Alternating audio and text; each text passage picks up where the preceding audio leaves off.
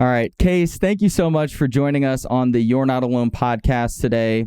I'm super excited to have you on. I was actually connected with you via Stu, who's a mutual friend. I met Stu at the last year, actually, when he brought me on his podcast, and just a great guy. So I was really, really excited to be connected with you. Funny enough, I started following you years ago, and I know that there's a story with that and how you blew up with the pandemic and all these other sort of things that were outside of your control. But I remember following you, reading the Post-it notes, like, I like this guy's vibe. He's from Chicago. He's a Midwest guy. So it's pretty funny that, a couple years later, we're able to connect.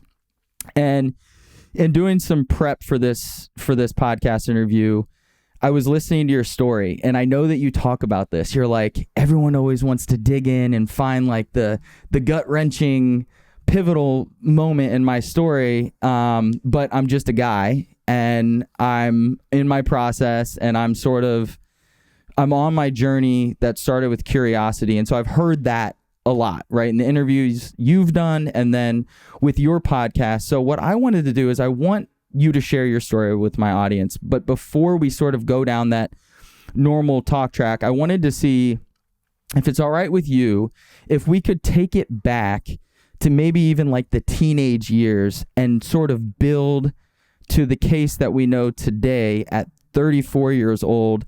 And then, as you and I were talking before I hit record, I have some questions for you, but I really want to hear your story, maybe teenage years moving into your 20s and so on. For sure. And thanks for having me. And I love a good full circle story and a nice introduction from a third party. So love it. It's got the makings of a great podcast. Yeah, man. I mean, I would say, I think growing up, amazing, supportive parents, very, very much encouraged, safe paths in life. Like, my brother's a doctor. My mom was an attorney. Worked hard in school so that I could go to Notre Dame, got into Notre Dame, went to Notre Dame. And I think, getting out of my teens and into my 20s, it was, I was just following what I was supposed to do. Go to college, you do these things, and, make sure you do it, because you need a job, you need this, you need to do that. Like, you just do it. That's what you do. And I think when I got to Notre Dame, I kind of quickly realized that some of that wasn't for me. Namely, somehow randomly, I ended up majoring in Chinese and Arabic at Notre Dame, which is not what I thought I would go there for. Yeah. So that was the start of kind of, I would say that, like, the very start of this idea that maybe there isn't a right way to do literally anything in life.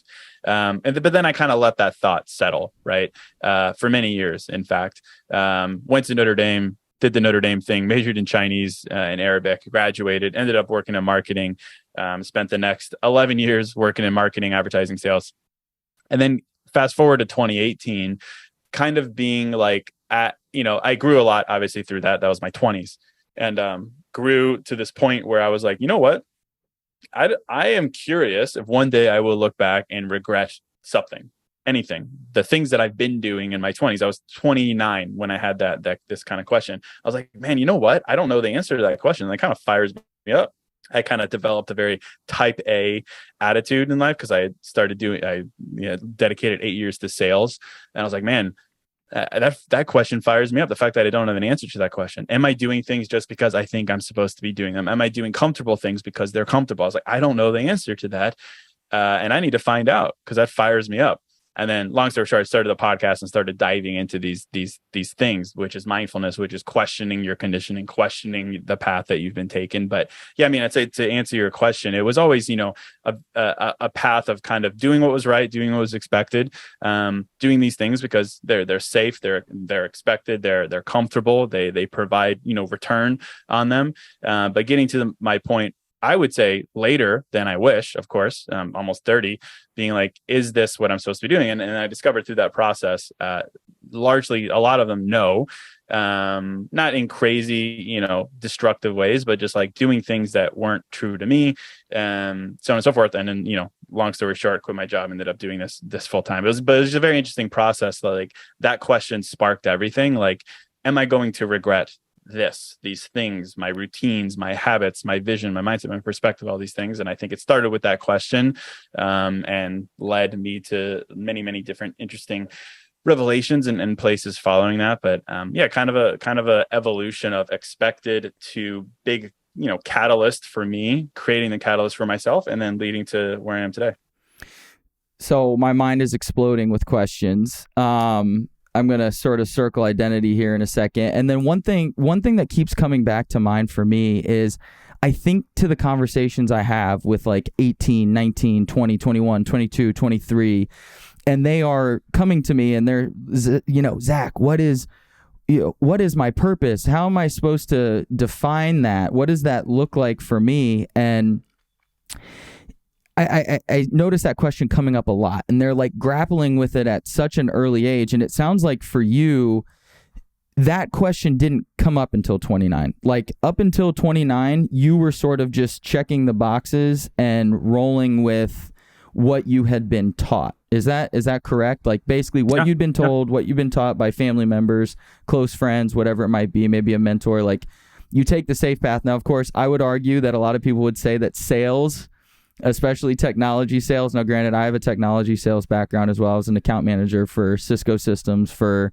the first seven years of my career, 8 years, something like that. It definitely has its ups and downs too. But what was the catalyst? What was sort of the moment where you were like, okay, I need to hit the pause here. I'm sure I'm, tech sales, making good money, living in Chicago. You call yourself a dude bro guy, so I'm sure you've got plenty of guy friends. You go to the gym, you're enjoying yourself, you're meeting people, blah, blah, blah. You're checking all the boxes. How does that question just populate? And was that always inside of you? The person that I see on social media today, was that always inside of you, and were you just suppressing that? Yeah, great question. I would say, I think, so I started working in sales in 2014. So, 4 years into moving into Chicago and kind of continuing the path. I will say sales changed a lot for me. It basically showed me that you can create your own reality. You can create your own future. You can create your own success. I mean, about sales, it's a huge risk. It's a huge reward. It's very type A. It's a very, let's freaking do this thing. So that, I would say that was kind of the start of this thing where I was like, man, you know what? Like I came into sales being kind of timid, not confident, and then I ended up, going from account executive to regional vice president. Through that process, like, man, you know what? Like, I might need to look back at some of the other things that I've accepted to be true, because I never thought I would do sales. So I will say that was kind of started the process there. And then, I always tell the story is very simple for the podcast. I started in 2018 at the tail end of a breakup. And at a point where I was traveling a lot, I was going to like Ohio and St. Louis, great cities, I suppose. But I was just tired of it, man. Tired of 3 flights a week, going to these cities, begging for money from these agencies. And I was like, man, is this it? It was the kind of culmination of previously having had an identity wrapped up in a relationship, and currently having had a identity wrapped up in a job. And that's, I was like, man, I need to answer these questions. So I started the podcast in that vein. Literally, that was the catalyst for me.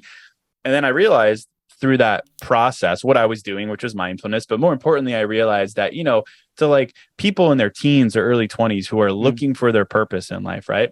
I liken that a lot to just like the general purpose of life. I'd say we'd all agree to a certain extent that the purpose of life is to go out and find answers. I can't disagree with that. I'm sure we have more personal, more poetic ways to describe life, but I'd say at a minimum, common ground, one of the purposes of life is to go out and find answers. But what we're so quick to neglect to realize is that fundamental to finding an answer is asking yourself a question. And we forget that. And I forgot it for a long time. It took me to, 28, 29 to be like, man, I need to ask myself more freaking questions to break free of these things that I assumed were true, but weren't true. I think it's very valid in the case of finding a purpose in life. You're not just going to wake up one day and find a purpose. Frankly, I don't think you're going to find your purpose until you've tried 3 purposes. But I think inherent in that is a constant stream of questions, which is mindfulness. Mindfulness is the process of asking yourself why. And yeah, I would say, to answer your final question, I think the case that I am today was always present. It was just very much suppressed underneath a layer of comfort, under a layer of expectation. Not in a negative way, not like I was hiding it, just because I thought I didn't need to. I thought that, oh, well, that person's happy, so I'll do what that person's doing. My boss made 400 grand last year, so I'll try to be him, and we'll do this thing. So Right. it was a matter of just kind of eroding those expectations that weren't mine, that I had adopted as my own, that kind of was able to break through that. So I definitely saw that all over corporate when I was in that environment. I think money, I remember coming in sort of bright-eyed and bushy-tailed, and like one of the first things was like, wow, there's a lot of fear in this office. There's a lot more fear than I realized. And every single time the stock market did a little something, right? Because Cisco's a publicly traded company, everyone's up in arms. And sort of following the bouncing ball, right, of that path, the safe way. So I see what you're articulating there. Actually, I had listened to a podcast interview. Maybe it was you. Maybe it was when I was listening to you had been interviewed on just brushing up, and you had touched on what you were just talking about, and I found that absolutely fascinating because I remember asking that question at 22, right? Like, I remember getting into Cisco and sort of seeing the fear, feeling the fear, and asking myself, is the question, right? Which I think you're talking about. You have to start asking questions. The question for me was, is this what my life is going to look like for the next 30, 40 years? And that question was what led me through. You talked about living numerous purposes. I started a business. I've tried to start numerous businesses well before actually creating my first successful business, which is the one I'm in right now, living in this one, building this one. So let me ask you this, because I think that I love how you previously have said, and I wrote this down, that there is no right way to living life, but there is a wrong way. And I think that this ties into this. You're 22, you're 18, you're 19, you've been told by your parents to do this, that, or the other. How do you begin to go on? How do you begin to ask that question? And how do you begin to go on that journey of finding your purpose, knowing what you know now? Yeah. Well, I think knowing what I know now, it's imperative that you start young. And that is just questioning, not in like a cynical, but why, but what, like in a compassionate way. Like we are so quick to assume, to the soundbite that I'm about to repeat that I love that you mentioned. It's like my favorite soundbite. We are so quick to assume that there's a right way to do everything in life. Right. It's just like human thing. Oh yeah, there's a right way to do it. And then you look out and you find an example of someone doing it and you assume that that is the right way. Oh, that dude is in his 20s. He's single. I need to be like him. He's got a roster of girls. He's going out. He's this guy. Great. Oh, she's married. I need to be like her. Here's how she acts. Here's how she does, and so on and so forth. Oh, I need a bit of business. This is how you do it. So we're very quick to want to look out and find blueprints for the things that we want to do, the way that we want to feel objectively. And then we go out and we assume that that is the right way.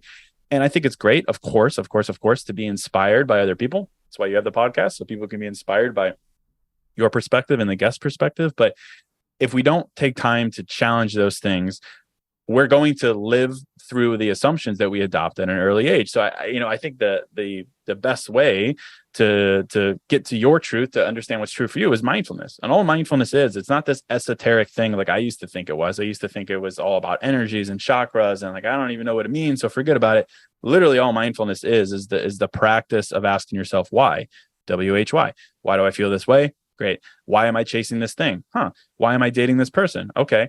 Like, it's very intuitive, of course, but something about growing up to an adulthood, we lose that sense of both challenging ourselves and curiosity.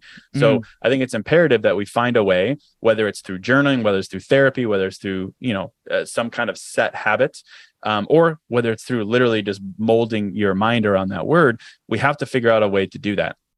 What I realized through that process is what you referenced. There is no right way to live your life. But I really do think there is a wrong way. And the wrong way is what I just described. The wrong way is to constantly think that there is a right way. And the problem with that is, when you think there's a right way, first of all, you very much limit yourself. And second of all, you're very quick to put yourself in a corner. When you haven't figured out the way to get what you want, and you're looking out there and you're seeing happy, successful, fulfilled people, it's very easy to put yourself in a corner, get down on yourself, think you're a failure, all these very fundamental human emotions. But I think, man, I think about my life right now. I joke that I share my feelings for a living. If you would have asked me, like, how do you be successful in my 20s, you would ask me that, I would have laughed at a comment like that. No way, man. No, you gotta get a paycheck. You gotta do sales. You gotta get out there and dial and do the calls and smile and dial, right? Yeah, God, trauma right there. Every salesperson ever. Yeah, I mean, don't get me wrong, sales. I joke that sales made a man out of me, also, because man, it just taught me so much. I think if there's any two things that people should do in life, you should try to do sales at a certain time, and you should also wait tables. Wait tables when you're young. Do sales in your 20s, and you're gonna learn so much about people and yourself. So if you want practical advice, that's what I would recommend. If you want a little bit more deeper advice, I would recommend mindfulness. But yeah, it's a question of why. It's the why. And it's great. Like, question why. You'd be like, my goal is this. Well, why? Well, this. Great. You've proved it. Now you can move on to your next thing. It's just about proving to yourself why something is true for you, not true for someone else. Like the silly example I always give, because I do a lot of dating content, is there are women who legitimately, if their man doesn't post her as his Women Crush Wednesday, she will get upset. There are also women who think that is ridiculous. And of course, to each their own. Like, if that's what you want, that's fine. If that's not what you want, also fine. But if you're observing those two women and you're an impressionable person, you might borrow one of their truths as your own. And I just think that's sad. Like, we have to prove what is true for us based on our own experience. And it starts with why. And that's literally all mindfulness is. So I'm going to put my interpretation on what you just shared. If you're at the start of finding your purpose, it's almost like wiping the whiteboard clean of every opinion and drawing of what life should be that people have written down in your mind, right? It's like picturing a whiteboard, wiping the slate clean as much as you possibly can, clearing it of judgment, of comparison, and then asking yourself why. That's it. Why am I in this major? Why am I at this? Why am I pursuing this internship? And sort of building from there. Is that what you would say? I think it's that simple. I think inherent in that process is going to be a lot of growth, a lot of pain, a lot of ups and a lot of downs. But I think that is it. And you think about, like, what gets you to the point of being like, yeah, this is why. And I feel good about what I'm doing right now. What gets you to that point? It's trial and error. It's 100% trial and error. To your point about trying businesses and flopping businesses, I've done the exact same thing for years, for a decade. That's how I got to this point. So, I mean, again, like, hard truths, it's like, you're not just going to, I mean, you might, but you're not just going to stumble upon your purpose on try one. That'd be great. I love that for people. But usually, I think you and I can attest to it. It's going to come after try 6, try 7, flop 5, flop 6. Like, you have to get repetitions in. You have to. Because your why comes from experience. Your why can't come from someone else's experience. You could be inspired by someone else's experience, but your why can't come from their experience. Yes, I'll land it there. That's a soundbite right there. That's a soundbite. We're gonna clip that at some point. But I totally agree with you, man. And I'll tell you, like, the hardest thing in the world is asking that question. It's the hardest thing in the world. Because you sort of skimmed over it, but it's so important that you touched on it, which is the pain that comes with asking that question. I think it's so much easier to grow up, at least I can only speak for myself. The first 22, 23 years of my life, being told what to do was really, really easy. Hey, you're going to get these good grades in high school. You're going to play sports. You're going to be a part of the student government, and you're going to have a really nice resume. And then you're going to get into Purdue University. And then when you're at Purdue, you're going to study at Cranor. You're going to get a degree in economics. You're going to join the Greek community. You're going to be in this prestigious fraternity.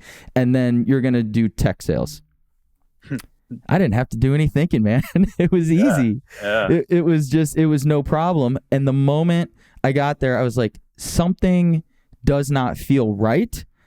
Why does it not feel right? And what actually does my life need to look like? And that, I would say, is really where my journey with mental health and everything else started, because I felt super lost at that point in time. And I also felt like I was shedding my former identity. I relate to you in the sense of, I was an athlete growing up. I still like to work out and be physically fit, be an athlete, blah blah blah. I was the guy in college with the hat back, with the pen in his ear, total bro. Didn't give a like I thought give off the vibe. There it is for everybody tuning in on video. We got the pen in the hat. The hat's not turned backwards though, but that might be later on as we get to know each other a little bit better. And that's just what I thought a guy, a bro did, an identity of just being sort of masculine and don't give a shit about too much. And yet in my heart, and that's why I asked you that question earlier, I felt like that wasn't really truly all that I was. I wasn't just the party guy, the, hit on chicks and hook up with women guy. That I actually wanted and craved love and some of these other things. So I guess, what is your perspective on, because I know that you had, listening to your podcast, that you have some thoughts on pioneering your identity. And there are so many facets to that, right? Moving away from corporate, maybe not, I don't know where you're at in the bro phase or not, if that's still a big part of your identity, a small part, where that is, but just, I guess, give me your breakdown on figuring out who the hell you are in this world and how you start to live by that. Yeah. So, I think about that a lot. That's literally all I think about. And it's so tough because it's so easy to get sidetracked. Like for me, like, especially like doing well in sales, for instance, and making a lot of money, it's very easy to be like, this is it. Well, what more do I need? I'm making great money. I feel fulfilled because it's accomplishment. Like it's very easy to, I don't want to say delude yourself, but it's very easy to convince yourself that, oh, this is it because I'm good at it, because I make money, and because people applaud me for that skill, right? It's very easy to fall into the trap of convincing yourself that that's true. I think about like escaping that. It's all about the questions you ask yourself. Like, and it's different for every person. Like one question might change one person's life and another person's like, I don't really know. It doesn't really help. You can ask yourself the right question. You might give yourself the biggest catalyst for change. One of the questions I love to ask myself when I'm in a moment of complacency or comfort, to your point, where I've been following something that I never had to make a decision. And then once you get there, you're like, yeah, I'm good at it because I guess I've been preparing for this, like no biggie. One of the questions that I love to ask myself is like, what am I afraid to regret in my life? Like very specifically, like it seems like an odd question to ask yourself because you never want to act out of fear, right? But like I really like that question. Like, what am I afraid to regret? Like, I don't want to regret, and then fill in as many blanks as you can. That's an exercise I included in probably one of my journals that I've done episodes on. Like, what am I afraid to regret? And then try to get as specific as possible. And then take a look at that. Maybe something pops out at you. Maybe it flies in the face of what you're currently doing. But I think ultimately, coming up with your identity and, the person that you're supposed to be certainly is a journey. I think who I am today is very different from who I was 5 years ago, and who I will be 5 years from now will probably be different than who I am. I think giving yourself permission to change is the biggest gift you give yourself. I talk a lot about starting over. I think identity progression is all about starting over. It's all about starting over. And I think about the topic of starting over, and starting over is one of those things where, again, to our human conditioning, we think that starting over is this thing that you do when you messed up so bad that you need to start over at zero again. You messed up so bad that you need to start over. And of course, there's the saying that, you're never starting from zero. You're never starting from scratch. You're always starting from experience. I love that. Very true. I like to think about starting over in the context of, when we think about starting over, we think about all the things we're leaving behind. Oh man, I'm leaving behind that career, those things I used to do, so on and so forth. I think about it more in all the things that I'm bringing with me. Like I like to gamify certain things, and I think about like building confidence. Think about confidence is built on all the awkward moments that you put yourself in to prove to yourself that they don't limit your worth, right? And I do this bit on how, I call them confidence points. Anytime you do something embarrassing, awkward, you shoot your shot, you get a point, you bring that point with you, and you cash it in for confidence, because confidence is built on experience. It's like going to a fair. You get tickets, you cash it in for a teddy bear. That's confidence. It's the same with disappointment. I think it's great to be disappointed and get that point, because it shows that you actually care. It shows that you were uniquely, personally disappointed. And it's the same with starting over. Starting over isn't about what you're leaving behind. It's about what you're bringing with you. You can call them points, you can call them memories, you can call them experiences, whatever it is. But I think that is how you eventually arrive at 2.0, 3.0, 4.0 identity wise, is you remind yourself of what you're bringing with you, and you look at life through that lens rather than through the lens of loss. You look at it through the lens of progression. You look at it through the lens of learnings, the cliches. But I really do think a willingness to see life through that lens rather than a lens that says binary, yes, no, failure, success. I think that is ultimately what sets you free to find your groove and to find the identity that is most true to you and that has evolved the most. So I agree completely with everything that you just said. I always, when I'm working with clients one-on-one, it's always like, you never lose, you always learn. So it's opening yourself up to, it's completely redefining failure and flipping it on its head. And the question you asked, I realize I love this. You're big on questions. I know that your podcast is like your therapy, which has come through asking questions. And I think when you ask the right questions, answers start to arise. You talked about, what am I afraid to regret? To everybody listening right now, write that down. What am I afraid to regret? Because I'll tell you, Case, that was one of the biggest questions that I asked myself. And one of my favorite books is The Psychology of Money. And it's one of the big things that they talk about in the book is that it's really hard. One difficulty with building wealth is that it's really hard for people to think about themselves when they're 70, 80, 90 years old. And yet, for me, I feel like that skill somehow came somewhat naturally. And I like that question because I've put myself in 90-year-old Zach, reflecting on my life and sort of playing out different scenarios. And what played out in my head has helped inform my decisions that I've made in my 20s, now going into my 30s. So I'm wondering, another good question I've heard is, sometimes we think about who do we want to be, but another good question I've heard recently is like, who do you not want to be? Love it. Who do you not want to be? Are there any other questions that you think people should think about that they should start asking themselves? Obviously, we have why. Why is this my goal? Why am I at this job? Why is this my major? What am I afraid to regret? Who do I not want to be? Are there any just kind of good ones that maybe people listening right now could jot down and start thinking about?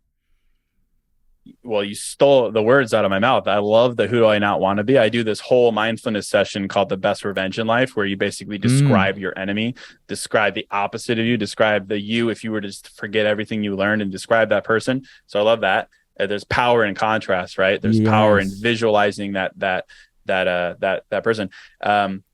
I don't know if it's a question so much, but I think we're using words here. One of the exercises I love, I call it, I'm the kind of person who, and that basically encourages us to use verb statements to describe who we are and who we want to be instead of adjectives. And as an author, I have an intimate relationship with words, and I don't like adjectives within certain settings because of how variable they are. Like, yes, the average person, hey, what do you want in life? The average person will say, I want to be happy. I want to be successful. Maybe if you get more specific, they'll say, I want to be confident, right? Good, meaty adjectives. And again, I think it's great to have clarity in that sense, but that's a slippery slope because the way that we're wired is when we're not happy, well, then all kinds of shit hits the fan. First of all, what is happiness? And you get into that problem. But then in the moments where we're not happy, we're like, well, I'm not happy. Therefore, I have failed in my mission to be happy. Happiness is continually taken away from me by luck, randomness, and other people. And then we start beating ourselves up. And then lo and behold, you end up saying, I'm not a happy person. So it's a slippery slope with the words that we use and the assumptions that we make and the way that we extrapolate a bad day to a bad life and so on and so forth. So what I encourage people to do is an exercise called I'm the kind of person who. So instead of saying I am successful, I want to be successful, you stop that. And you say, I'm the kind of person who, and then you fill in with as many verb statements as possible. Within a business context, I'm the kind of person who does what he says he's going to do, gets to meetings 5 minutes early, makes 20 calls a day, is willing to go first, does one-on-ones with his boss, so on and so forth. Verb statements that you can control, that no one can take from you, that aren't the results aren't at the whim of luck and randomness. And I just find a lot of power in that. For one, through that process, you could pretty quickly identify some of the things that you need to do to be that adjective. If you want to be a happy person, what are the things that you need to do to be that happy person? Make that list for one, and that'll show you a path to do it. But two, also you might also give yourself a little bit more credit. We deserve more credit in our life. You're doing those things, so let's trust the process. But I think it's big to find a source of power where you can both be proud of yourself for your current effort and trust in the process of the net of the future effort, and not be thrown by adjectives that are very temporal and can be taken from us.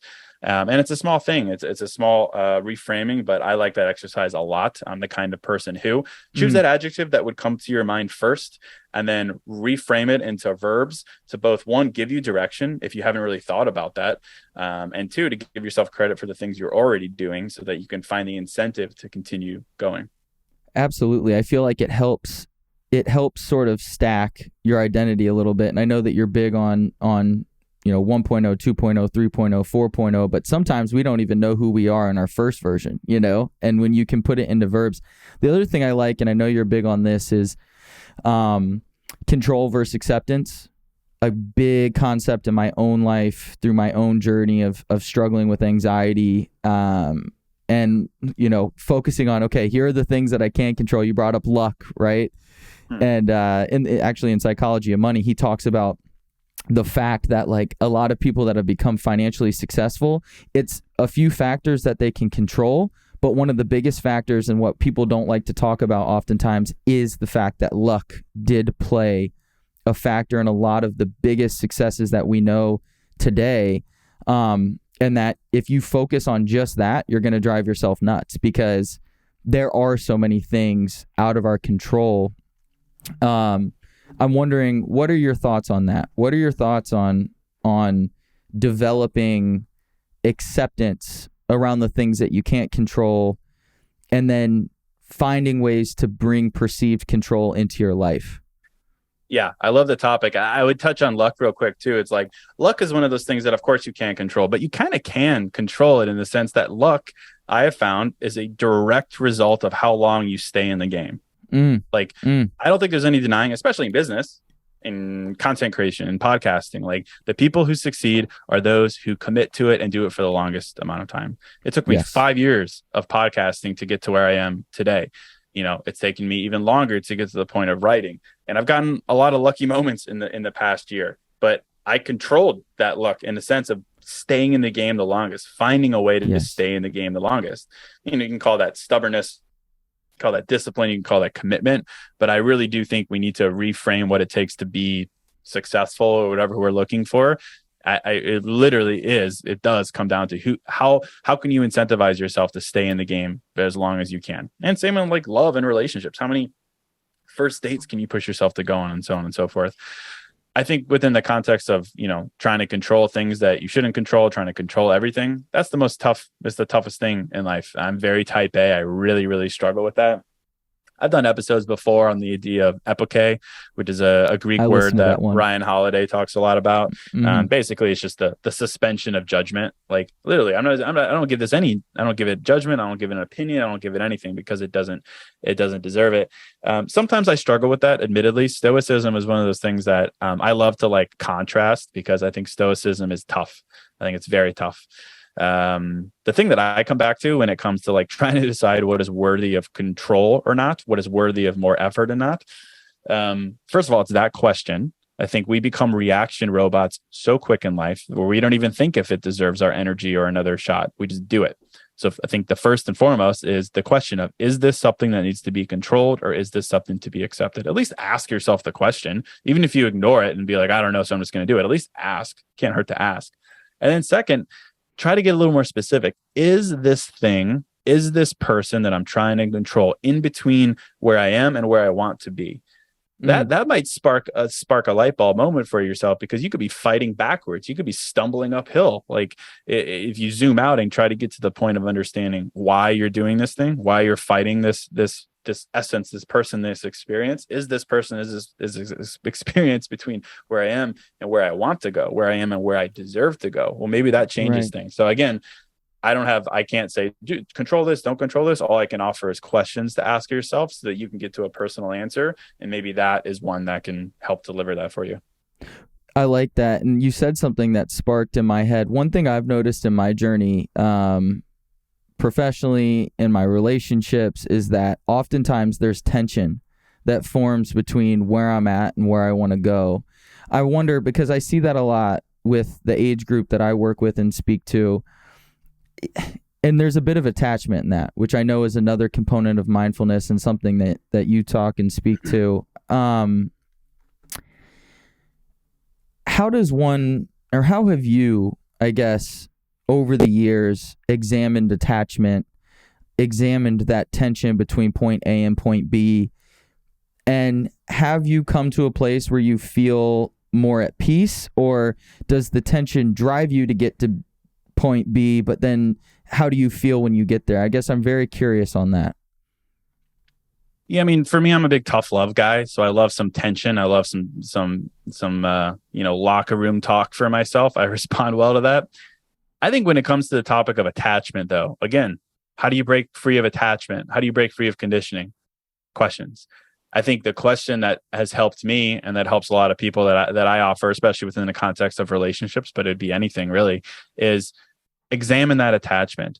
Are you attached to the person? Are you attached to the thing? Are you attached to the experience? Or are you attached to the vision of potential that you had of where that thing, that person, that experience could go, where you wanted it to go, what you believe it's worthy of going, where it's worthy of going? There's a big difference, of course, right? It's like in the context of relationships, you're struggling to move on. For instance, you're feeling attachment to your ex. Are you feeling attachment to your ex, specifically that person? Or are you feeling attachment to the vision of potential that you had built up in your head? Probably, I mean, maybe a little mix of both, but likely really what's holding you back is the latter, the vision you had, the potential that you wanted to see come to fruition. And, it's still tough to let go of that attachment in that case. It doesn't really change things emotionally for you, but it does give you a sense of jolting you into reality of, okay, well, my attachment is to the potential, and I believe in potential, and I believe I am worthy of that potential. It's just not with that person. You're maintaining the belief, the fact, and you're letting go of the specificity of the experience. I think that is ultimately what leads you to break free of attachment.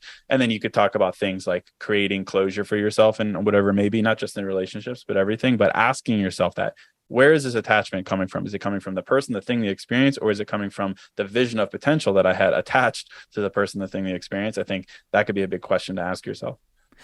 I love that. I love that a lot. And as you were saying that, I was sort of picturing where attachment is in my life right now and asking the question why, getting back to why am I attached to this thing? What is the belief system? And then saying, okay, whatever the belief system is behind that thing, you could achieve that through other means. So I find that very interesting and beneficial. And I want to ask you about breakups specifically, right? Because you obviously talk to relationships a lot. You experienced a breakup that was clearly a catalyst in addition to the job. From your perspective, what is the dating world like today? How is it impacting humans? What is your advice for somebody that is either been hurt in the past and they're now looking to get back into dating? I'll pause there. I want to hear the answers to that. And then I'm curious. I have a few more questions around relationships, but I'm curious to hear your thoughts. Well, I could talk hours and hours about that. I'll say the biggest thing that I'm hot to trot on lately that I am triggered by because it just makes me sad for people is in this dating culture, in the reality of dating, which is you're going to be hurt. You are going to be disappointed. You are going to feel a negative emotion. Compounded with the fact that in 2022, TikTok, Instagram, social, everywhere, you're also going to hear other people's disappointments, betrayals, frustrations, rejections, breakups. You add that all together, we have this very human tendency for people to jump to these conclusions, to extrapolate negative conclusions. All men are this way. All women are this way. All men are fuckboys, are dishonest, so on and so forth. All women are crazy. All women are rushing, whatever it may be. Just go to the extremes. If you believe that, if you say, for instance, I have dated, 4 women and each one of them was horrible and made me lose belief in that there are good women out there. Well, all women are that way. Well, then what is the point of dating anymore? If you allow yourself to extrapolate negative judgments and negative assumptions about all people based on a few admittedly bad experiences, what is the point of moving forward? if that's your mentality, well, then there's kind of no way that you're going to succeed, right? Why do we try in life? We try because there is a sliver of possibility to succeed. But I just see so much negative content on social media that all men are this way. It's particularly aimed at men. All men are this way. Yeah. And I think it's great, of course, to learn from other people and to learn from their experiences and to be honest with yourself about how maybe a man hurt you. But we have to learn to wipe the slate clean. I did an episode called "Is Love Worth the Risk?" And I would say, no, it's not worth the risk if you're not willing to wipe the slate clean after you've been hurt. If you've been hurt and you say, all men are like this, this is my life, I guess I don't deserve better. Well, then is love worth the risk? Well, no, because you're not leaving room for possibility. We have to find room to say, this person hurt me, but not all people will hurt me. That man was a fuckboy, but not all men are fuckboys. You have to leave room for that. Otherwise, you're literally disabling yourself in that sense. And I don't think that's fair to anyone. And I talk about, it's such a simple subject, of course, but I talk a lot about it because we're just beat over our head on social media of another date time, story time of someone talking about how, a guy did this or a woman did this. It's very easy to back ourselves into a corner and say, all people are like this because I have a couple of experiences and I see social media, therefore this.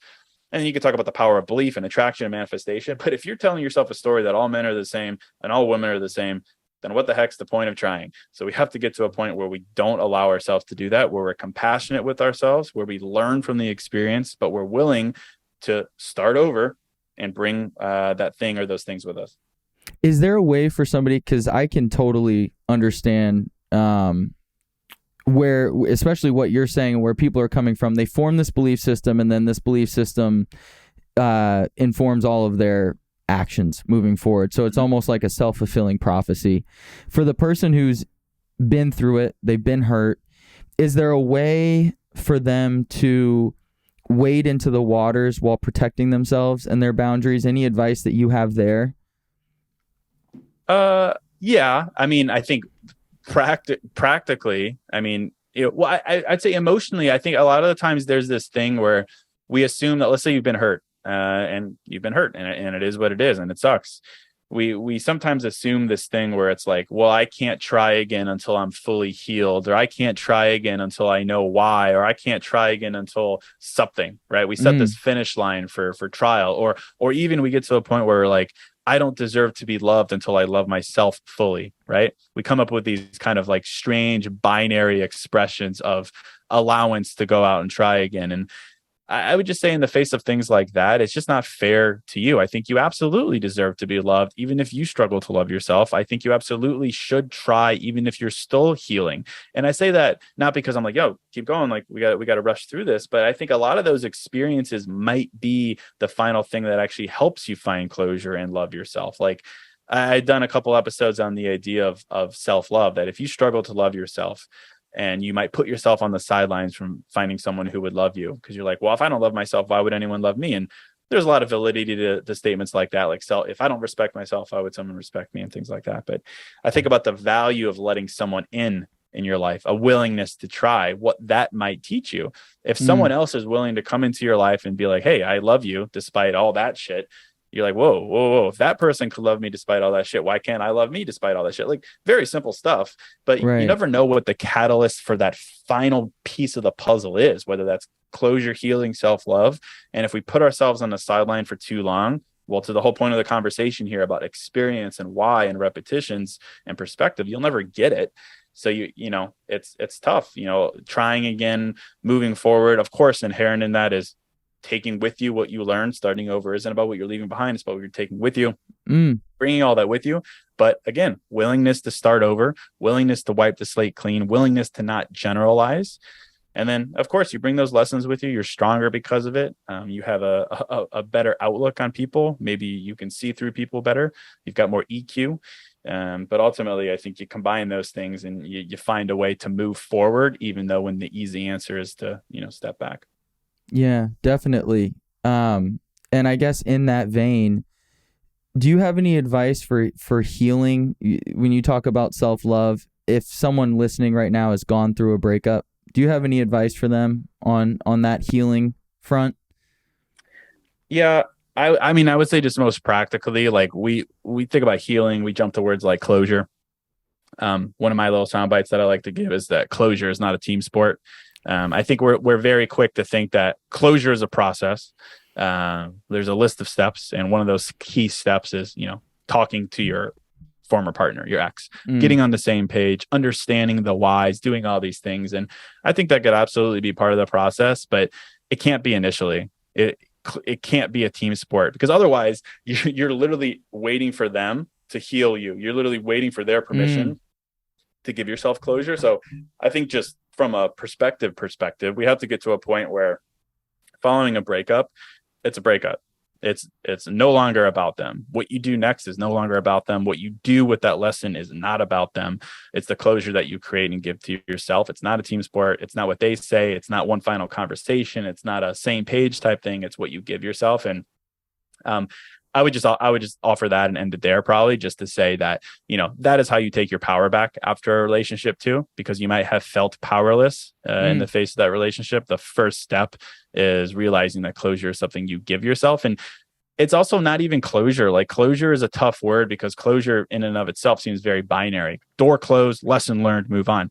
You might not know what that is for quite some time. The whole saying, you can only connect the dots looking back. Well, how long do you need to look back for until you realize it? It might be a while. So I like to replace the pressure we have to create and find closure with just a encouragement to find peace in things. That's an unended chapter. It's a chapter without a conclusion. Just to be at peace with it ending, and then have the faith in yourself that eventually it will make sense. I find that to be much more freeing and allows you to take that step forward, rather than being like, I need closure. I need to write a thesis statement right now about why this happened.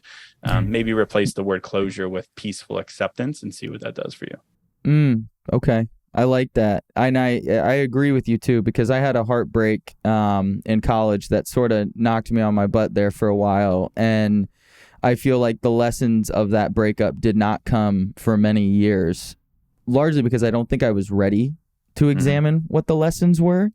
Are there any questions? I know you're a big question guy. Any questions that you would want somebody to, in addition to, finding peace through the process, anything that you would want somebody to start thinking about? I mean, is it as simple as, what did I learn from this? How am I feeling right now?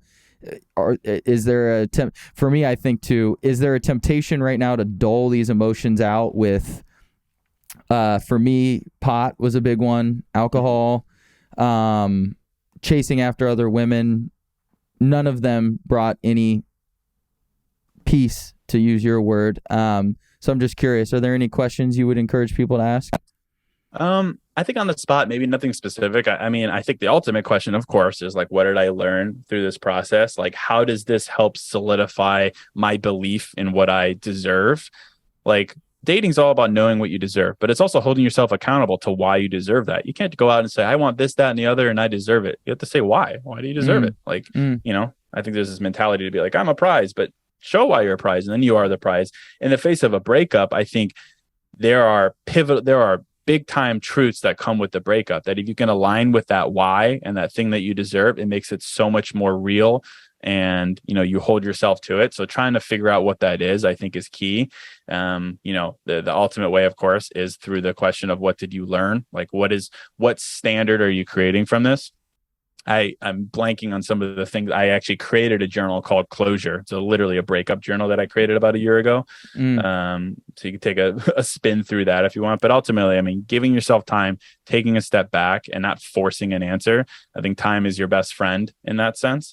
But trying to come to life with what you can align that lesson with what you already have in your back of your mind, a standard, a boundary, a why, and just appending it to it so that is stronger. I think that is the value that you can get to once you allow yourself to get there. It's so interesting that you said, I am the prize, right? I remember somebody trying to say that to me a few years after the breakup. I was feeling very insecure, low confidence, coping with it in unhealthy ways. And I did not believe that I was the prize at all. And I think I spent a lot of time trying to make myself the prize with external things. The cool friend group, being the most physically fit. Then, of course, that dovetailed into graduating, career, promotions, making a certain amount of money, et cetera, et cetera. And I think in the last few years, candidly, that has been a whole new layer. You talk about 1.0, 2.0, 3.0, and I know you're big on, I'm not a guru, I'm not an expert, and I really resonate with that. I think how could we know everything? And I think there's also some peace in that when you don't have to be the one with all the answers. But I definitely distinctly remembered feeling like in order to be the prize, you have to have all of these things, all of these external validations, and learning that really that becoming the prize is cultivating peace with who you are.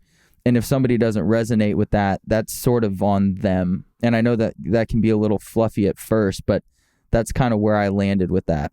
Yeah, no, I love that. I mean, like fluff, cliches, and vague statements are all true. We just like, I always used to be averse to like repeating a cliche, but I've just found they're true. They're true. And especially when it comes to building yourself, your identity, it comes like, it's not all about projecting that either. It's like, I talk to like a lot of wealthy people, and I have friends who, they've been very successful. They never talk about how wealthy they are. You never do that. People who know what they have to bring to the table, they just do it.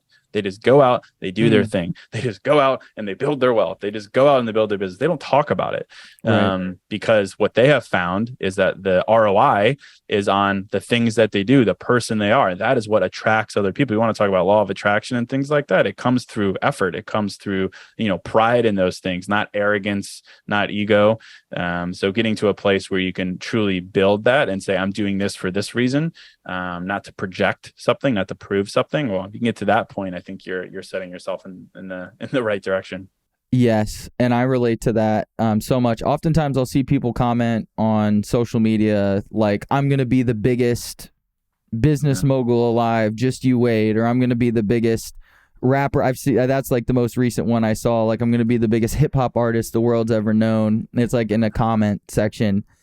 It just sort of breaks my heart, because I'm like, I feel that everybody I've ever met that has achieved something, it's less about the talking and the bravado, and sort of more about the action, which attracts those type of people, talking, as you mentioned, with law of attraction. So I think that's important for this younger generation to hear too, just with the proliferation of social media. And you are someone, clearly numbers don't lie, with a sizable social media following.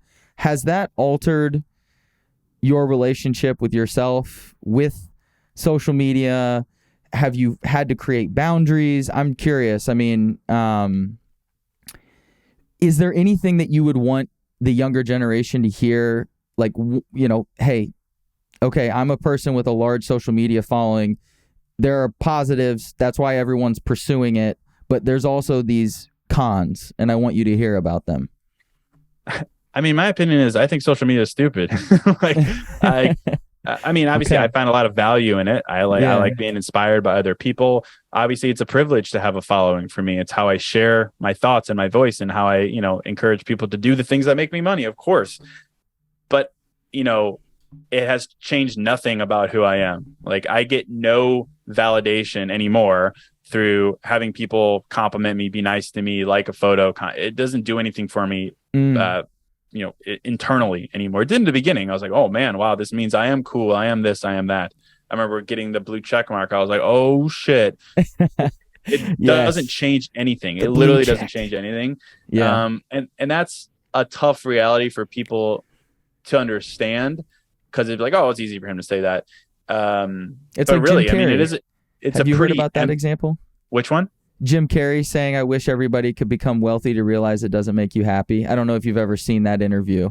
No, but it's similar with the blue check, right? Like, I wish everybody could have as many followers as me to understand that this isn't the thing that makes you happy.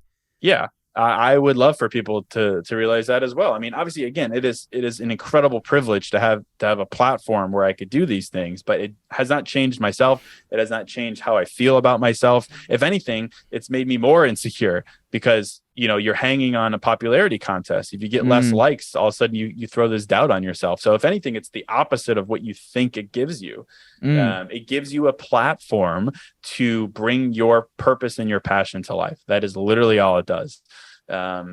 But I mean, for me, I had to give myself a boundary of not buying into the dopamine rush of posting and getting immediate feedback of, you know, DMs and people and this and that. I think that was a personal boundary I had to put in place with myself, not with other people necessarily, just with myself, to say like, that is not why I'm doing this. This is not important to me. If that doesn't happen, it doesn't mean I am less or anything like that.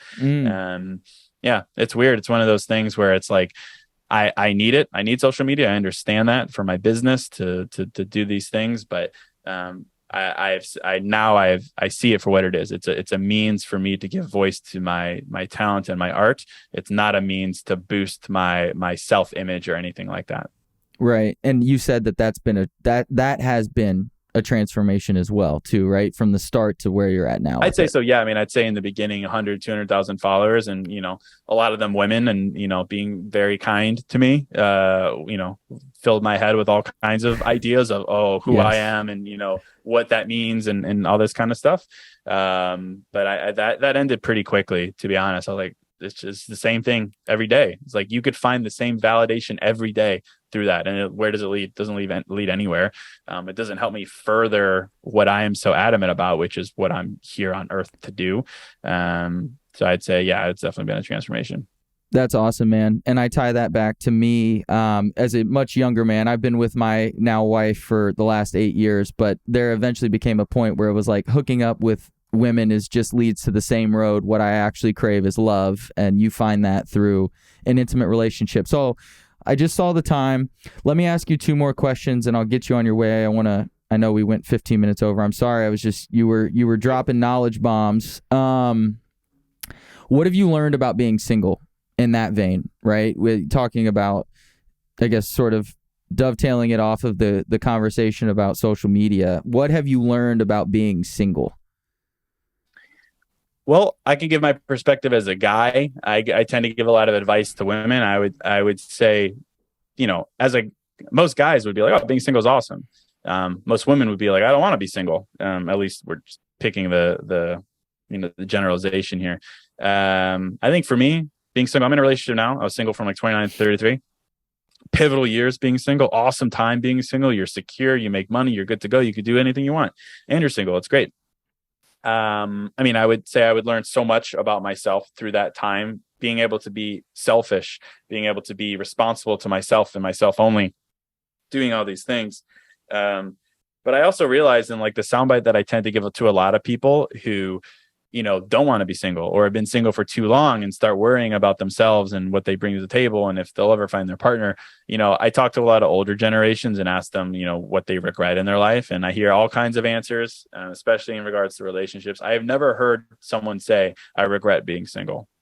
I've never heard it. Any regret I ever hear when it comes to relationships is I regret getting married too soon, staying loyal to a toxic person, being in the wrong relationship, all these different things. I think being single is such a gift. I wrote a book called Single is Your Superpower. Being single is where, to the whole point of the conversation, you go out and you prove what is true to you in every sense, in your personality, what you want, what you need in a relationship, what you want in a partner, so that when you do date and when you do find that person, you know why. You didn't borrow someone else's checklist that you read on Thought Catalog that said, this is what you need in a partner. No, you used your single years to say, I want this, I want this, I want this, because I had this experience and this experience and this experience. That's what your single years are all about. And they're also about doing your own thing and not caring about other people and not dating or anything, but like they're the ultimate years to figure out what is true to you and why it's true to you. And if you have that in your back pocket, I think everything that comes later, everything that comes from that will be easier, because you could say, oh no, I had that experience and that's where I have this standard, so I'm sticking to it. Or here's why I want that thing and that person, because I had this experience. Being able to connect the dots like that, I think a lot of the source of that comes from when you're single.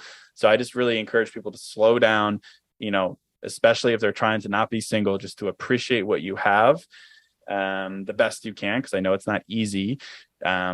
But I would say, all things considered, there's a large gift in being single and what it gives you. I like that. It is. Yeah, it can definitely be a gift if you feel like you're growing and using that time for yourself. So I like that a lot. To sort of wrap up the podcast, I'm curious, we've talked about purpose, we've talked about identity, we've talked about concepts like getting reps, going out there and figuring out what's true for you. We've talked about dating, heartbreak, love, self-love. I'm curious, what is the one piece of advice that you would give somebody right now who's struggling to get them on their journey to recovery? Well, maybe I would reference something I talked about recently. I think vulnerability is the key to any journey, whether that's inward or outward, whether that's personal or business, truly. But the misstep there that we make is we assume that vulnerability in ourselves is perceived negatively, because we perceive it in ourselves negatively. And wiring wise, we think that other people judge us just as we judge ourselves, which is largely negative. I did an episode the other day on this thing called the beautiful mess effect, which is this study done by German researchers in 2018 that basically proved that when it comes to perception of vulnerability, other people see your vulnerability as attractive. You see their vulnerability as attractive, but for some weird reason, we see our own vulnerability as unattractive, as a mess.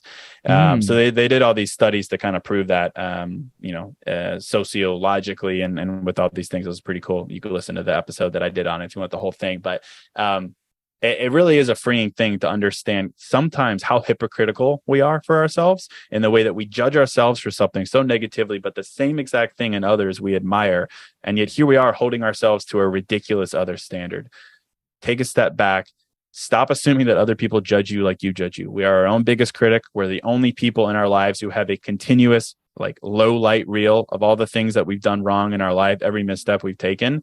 It's very easy to arrive to those conclusions. I think the best thing you could do is set yourself free to ask yourself, what if I'm wrong? What if other people don't judge me like I judge myself? How would that change things? It would probably change things pretty considerably with what you're willing to do, what you're willing to say, the things you're willing to go after. So just consider that, whether it's through the results of that study or just in general, to take a step back and be like, here's what I've believed for so long. What if that is not true? What if that is not true? What would that change about what I do and what I say and how I dress and all these things? And then answer that question.